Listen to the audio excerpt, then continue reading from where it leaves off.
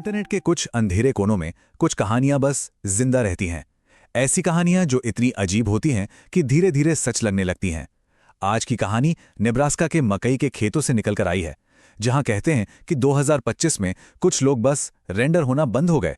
ये कहानी है स्टैटिक मैन की। जरा सोचिए, रात के 3 बजे हैं। नेब्रास्का का एक एकदम सुनसान हाईवे। दूर दूर तक सिर्फ मकई के खेत और गाड़ी की हेडलाइट्स की रोशनी जो घने अंधेरे को चीर रही है। माहौल में इतना सन्नाटा है कि अपने दिल की धड़कन तक साफ सुनाई दे रही है। और ठीक तभी सड़क के किनारे कुछ नजर आता है, एक इंसानी परछाई जैसा। पर उसमें कुछ तो गड़बड़ है, बहुत बड़ी गड़बड़। उसके किनारे दांतेदार हैं, जैसे किसी कम रेजोल्यूशन वाली तस्वीर को जूम इन कर दिया गया हो। उसके हाथ पैर लगातार टिमटिमा रहे हैं, और जहां चेहरा होना चाहिए वहां सिर्फ ग्रे पिक्सल्स का एक भंवर है। ये कोई इंसान नहीं है, ये असलियत में एक ग्लिच है। तो सवाल यही उठता है, आखिर ये स्टैटिक मैन है क्या चीज? ये कहां से आए? और सबसे बड़ा सवाल, ये चाहते क्या हैं? इस पूरी पहेली को सुलझाने की कोशिश शुरू होती है एक छोटे से शहर से।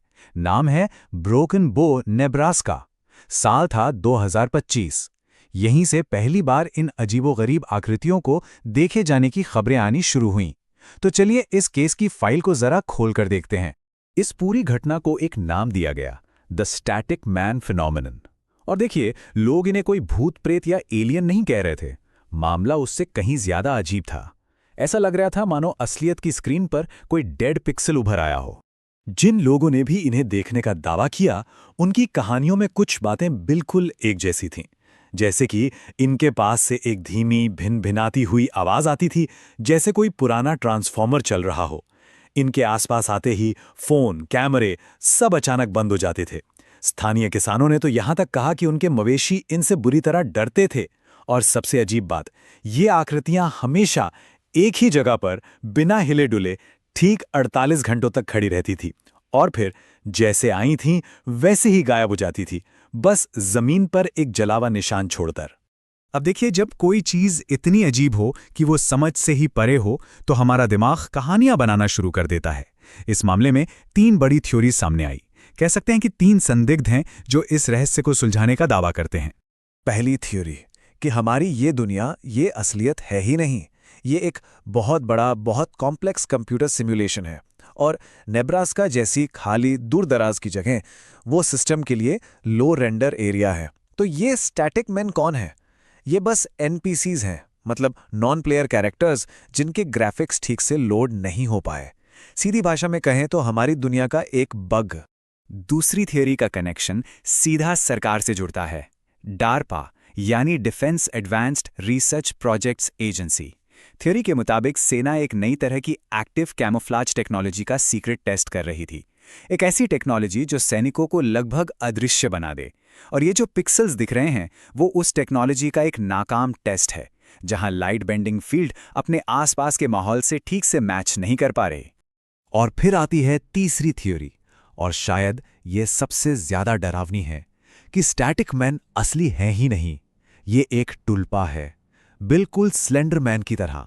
इंटरनेट पर पैदा हुई एक कहानी जो इतनी फैली, इतनी शक्तिशाली हो गई कि लोगों के दिमाग ने उसे सच में देखना शुरू कर दिया। ये हमारे अपने डर का एक जीता जागता सबूत है कि कैसे डिजिटल दुनिया हमारी असल दुनिया को धीरे धीरे निगल रही है। थियरीज तो ठीक हैं, पर सबूत का क्या? क्या किसी ने इन्हें कभी कैमरे में कैद किया? जवाब है हाँ, बस एक बार। एक 10 सेकंड की क्लिप जो देखते ही देखते इस पूरी कहानी का सेंटर पॉइंट बन गई। इंटरनेट पर अचानक एक वीडियो सामने आता है, सिर्फ 10 सेकंड का, जिसे एक बर्नर अकाउंट, मतलब एक फेक अकाउंट से अपलोड किया गया था। वीडियो में एक हिलता हुआ कैमरा एक खेत की तरफ है, और उस खेत के बीचों बीच वो चीज खड़ी है, टिमटिमाती हुई, बिल्कुल अनरियल। और बस इस क्लिप पर एक जबरदस्त बहस छिड़ गई, असली है या नकली। जो इसे असली मान रहे थे, उनका कहना था कि देखो, इसे पुराने VHS कैमकॉर्डर पर शूट किया गया है ताकि डिजिटल गड़बड़ी से बचा जा सके, और उस चीज की कोई परछाई भी नहीं है।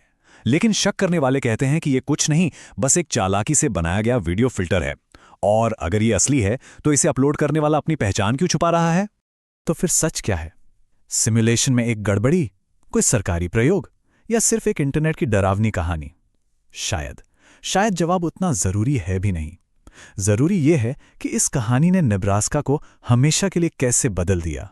सच चाहे जो भी हो, चाहे वो एक ग्लिच हो, मिलिट्री का कोई राज हो या सिर्फ एक वहम, इस कहानी ने उस जगह की पूरी फील ही बदल दी है। अब वो खेत सिर्फ खेत नहीं रहे, अब वो एक ऐसी जगह बन गए हैं जहां असलियत की परत बहुत पतली हो जाती है। वहां के एक लोकल ने एक बात कही थी, अब जब मकई के खेतों से हवा गुजरती है तो लोग भेड़ियों को नहीं ढूंढते, वे पिक्सल्स को ढूंढते हैं। ये एक लाइन अपने आप में सब कुछ बयां कर देती है। डर अब जंगल के जानवरों का नहीं, बल्कि डिजिटल कोड का है। और यही सवाल आज भी हवा में तैर रहा है कि अगर हमारी दुनिया सच में रेंडर हो रही है, तो तब क्या होता है जब वो होना बंद हो जाए।